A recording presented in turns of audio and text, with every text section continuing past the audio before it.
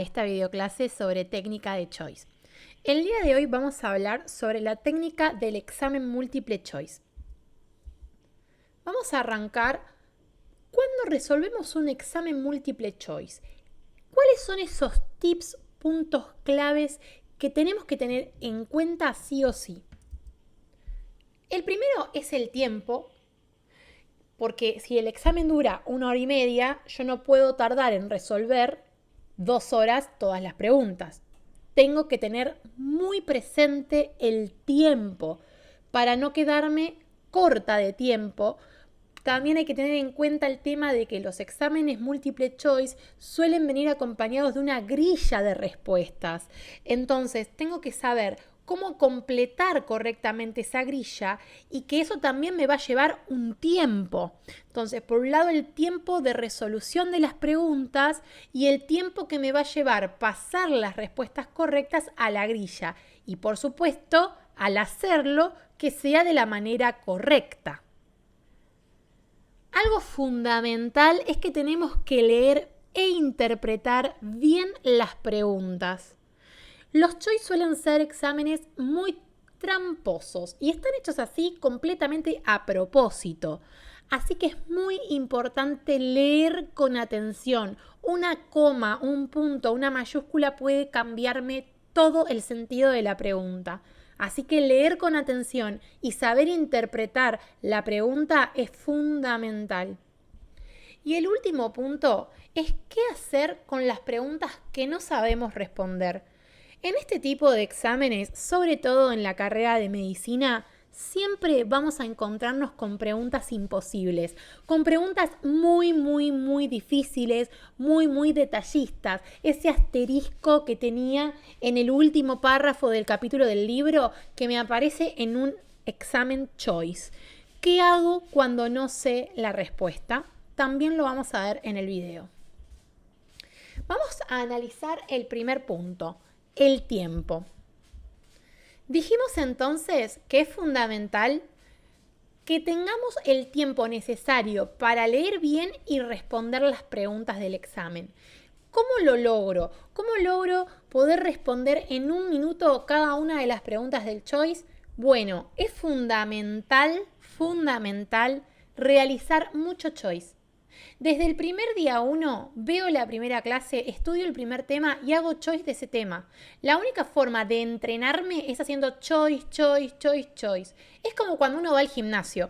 Cuando hace mucho tiempo que no hacemos actividad física y de golpe vamos al gimnasio, todos nos cuesta. No nos aguantamos capaz de hacer 50 abdominales seguidas o caminar 1 hora en la cinta. Pero a medida que uno practica y va todos los días al gimnasio un ratito, llega un momento que hasta vamos a hacer más de 50 abdominales diarias y no vamos a sentir ningún tipo de dolor y vamos a poder trotar 1 hora y media en la cinta sin tener problema.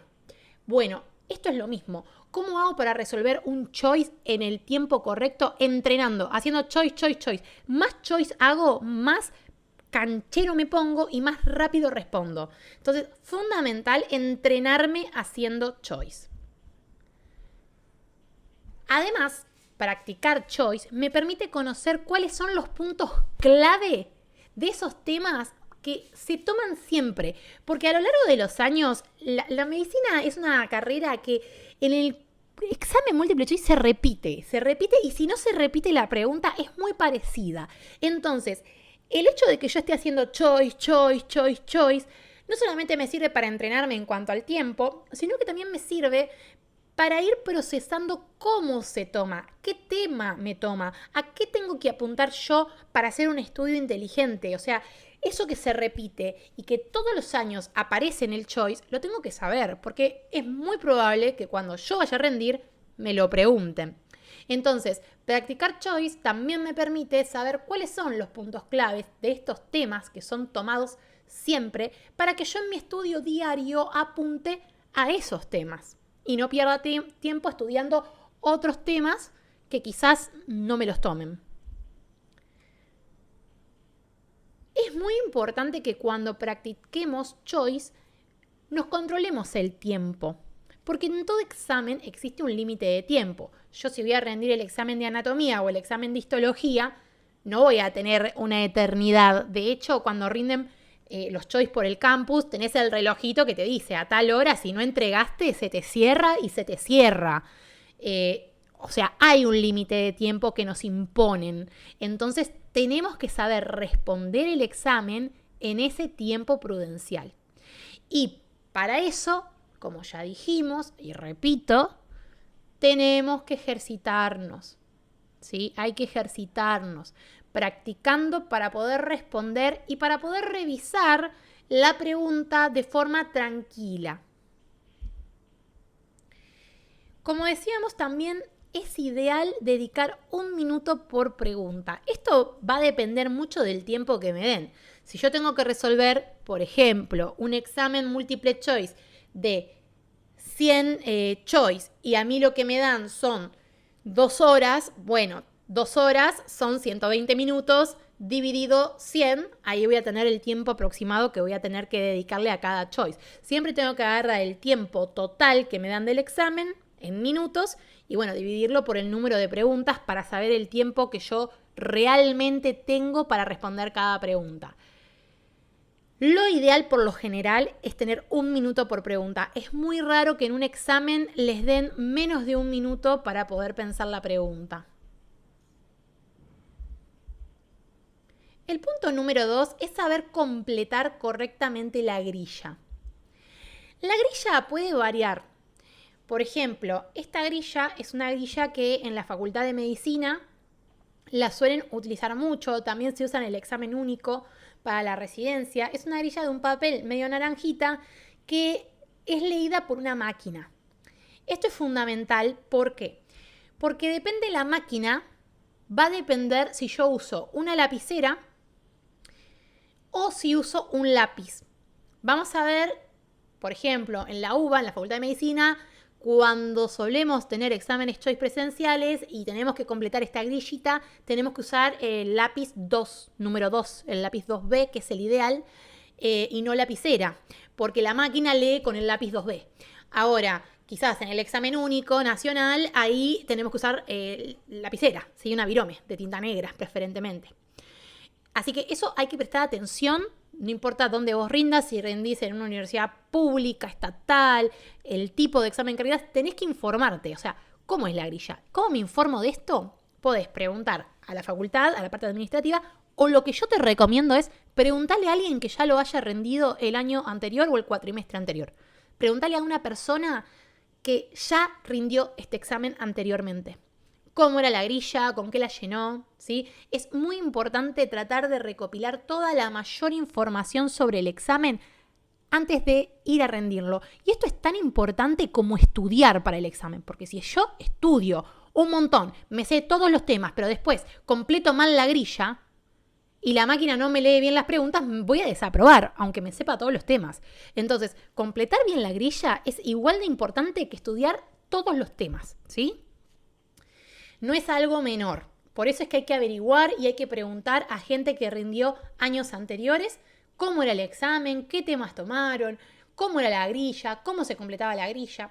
E igual siempre antes del examen estén en la universidad que estén, sea privada, pública, argentina o de otro país, no importa, siempre te explican. Siempre suelen explicar cómo se completa la grilla.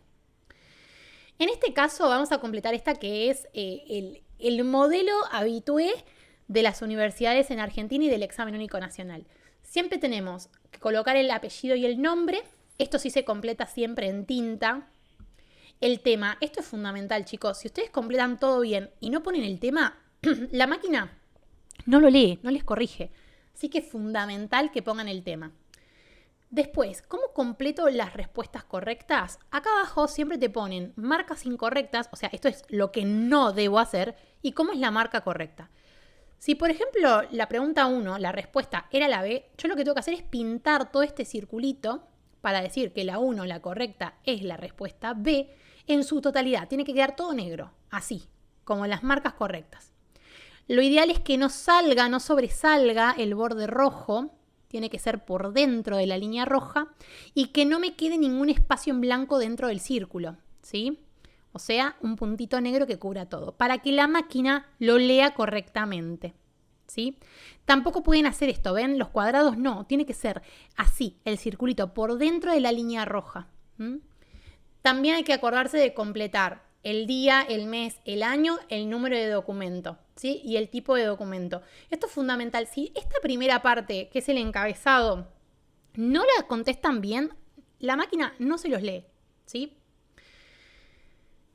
Después, este es lo mismo, fíjense, es exactamente igual a esta, con la diferencia de lo que les decía, el lápiz, ¿sí? Acá en este modelito mostraba que es con virome, como en el examen único nacional. En cambio, acá es con lápiz, como suele ser en la Facultad de Medicina cuando rendimos, por ejemplo, materias como histología. Lo mismo, siempre el puntito bien oscuro. Ven que acá no está totalmente oscuro. Bien oscuro, que quede bien oscuro, ¿sí? Así, como lo muestra la marca correcta. No se olviden de eso. Y no se olviden del encabezado, de completar todos sus datos personales. Siempre cuando vayan a rendir, les suelen dar una grillita así, de este estilo, con las preguntas para que ustedes completen. Para que después, como a veces suelen tardar en poner las notas en la página, ustedes pueden con esta grillita, se la llevan y con eso controlan, porque suelen subir o poner en cartelera la grilla de las respuestas correctas de cada tema. Entonces, si yo completo esto, me lo llevo, posteriormente puedo acercarme a la cartelera o en la página de la facultad, me fijo la grilla con las respuestas correctas y puedo autocorregirme para más o menos saber cómo me fue en el examen, ¿sí? Otros exámenes tienen grillas comunes como esta, entonces solamente acá ponen la respuesta. O hay otras grillas que le ponen pregunta y acá le ponen A, B, C, D. Y tienen que poner la cruz en el casillero de la correcta. Eso varía mucho de universidad a universidad. Pero la grilla más habitué y la más complicada es esta. Por eso puse este modelito. Pasando al punto número 3. Leer bien e interpretar bien la pregunta. Esto ya lo dijimos. Es clave leer bien el enunciado, interpretar bien la pregunta. No hay que dar vueltas. Vieron que a veces comenzamos a buscarle la quinta pata al gato, comenzamos a pensar en física cuántica. Generalmente la pregunta es concisa y me da todos los datos. Si yo estudié el tema leyendo la pregunta con atención, seguramente la respuesta va a salir fácil. No me tengo que rebuscar, no me tengo que enroscar. Y a veces pueden aparecer en los enunciados ciertos distractores, esos datos que vos decís, ¿y a mí qué me importa? ¿No? Iba Mauro caminando por la calle cuando se le cruzó una suricata y no me importa, ¿sí? Por eso es fundamental que en el enunciado de cada examen, de cada choice, pueden llevarse un resaltador y marcar esas palabras claves del enunciado, que son los datos nutritivos, los que me están aportando para que yo pueda resolver, ¿sí? Eso es fundamental, resaltar los datos que me orientan a la respuesta y distinguirlos de distractores. Eso es fundamental. No rebuscarme, leer e interpretar bien la pregunta, ¿sí? Punto número 4. ¿Qué hacer con las preguntas que no sabemos? Lamentablemente en medicina todos los exámenes múltiple choice se componen por preguntas que son fáciles, que las leo y si estudié o leí o fui a la clase la voy a responder con facilidad. Preguntas difíciles que tengo que haber ya no solo asistido a la clase, sino que haber leído, entendido, comprendido bien el material. Y preguntas que son de una dificultad media o alta, ¿sí? En donde a veces acá aparecen detalles que son, como les decía al principio, ese asterisquito del libro que vos decís, no puedo creer que me estés preguntando esto.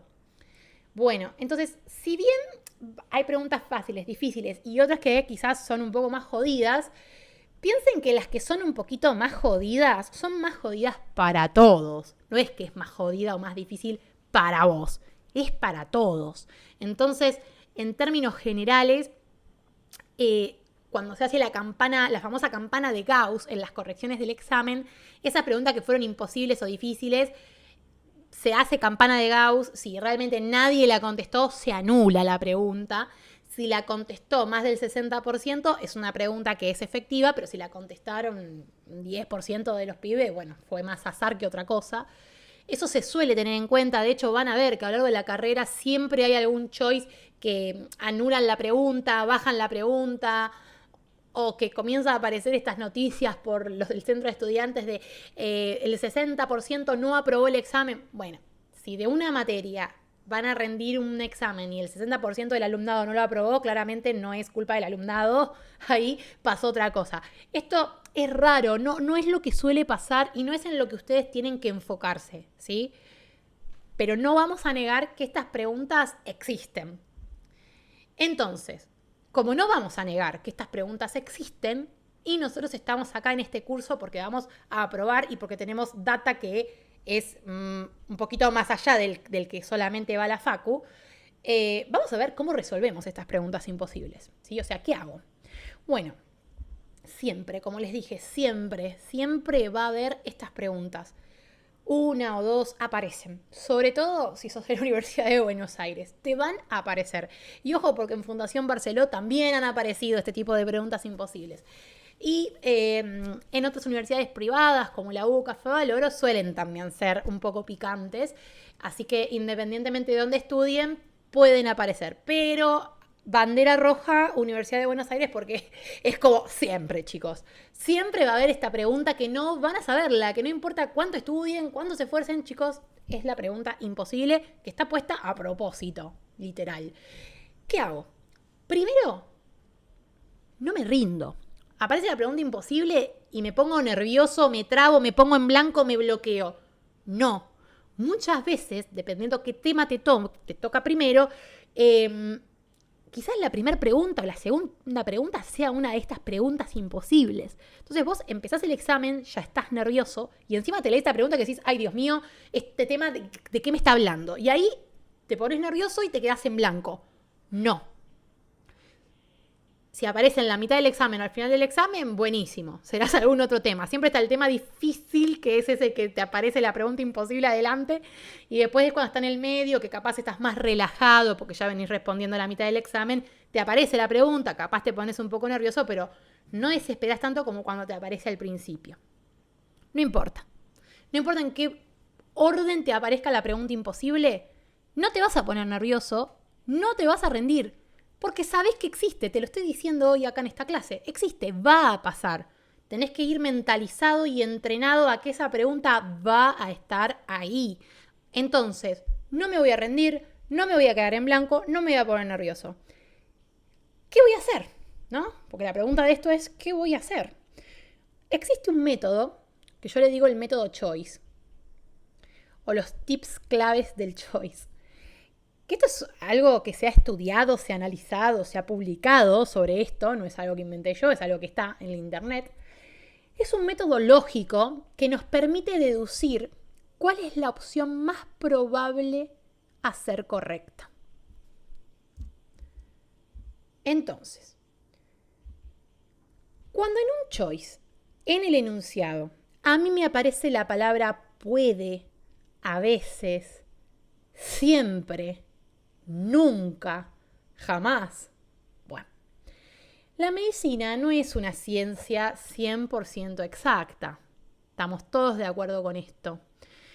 Por eso es que estas frases o afirmaciones o negaciones absolutistas, siempre, nunca, no suelen ser correctas. Vamos a poner un ejemplo. Indique la opción correcta respecto al tejido epitelial. A puede ser avascular salvo excepciones. Puede. El tejido epitelial o es vascularizado o es avascular. No puede ser a veces. No. O eso no es. El tejido epitelial es avascular. Se nutre por inhibición del tejido conectivo subyacente, por difusión de los nutrientes desde el tejido conectivo hacia el epitelio.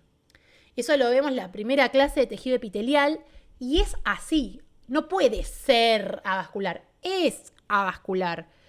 Acá está el puede. Otra, siempre descansa sobre tejido conectivo denso. El tejido epitelial está siempre sobre una membrana basal que lo separa del tejido conectivo laxo subyacente, por lo cual conectivo denso es falso. Y el siempre también, porque si bien puede llegar a pasar que haya tejido conectivo denso debajo de un epitelio, No es siempre, de hecho sería una excepción muy extraña, porque por lo general, como les decía, es laxo. Entonces, de vuelta, el absolutismo, siempre, no.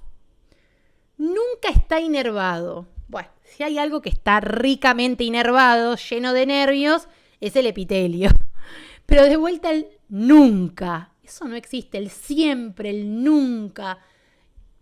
Esas opciones que contienen esas afirmaciones o esas negaciones tan rotundas, tan contundentes, a veces, puede, siempre, jamás, no suelen ser las correctas, ¿sí?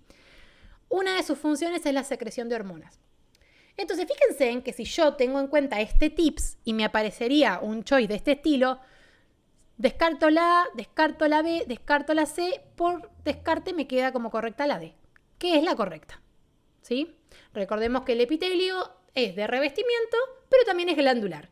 Y dentro de las glándulas tenemos las glándulas endocrinas que sintetizan hormonas.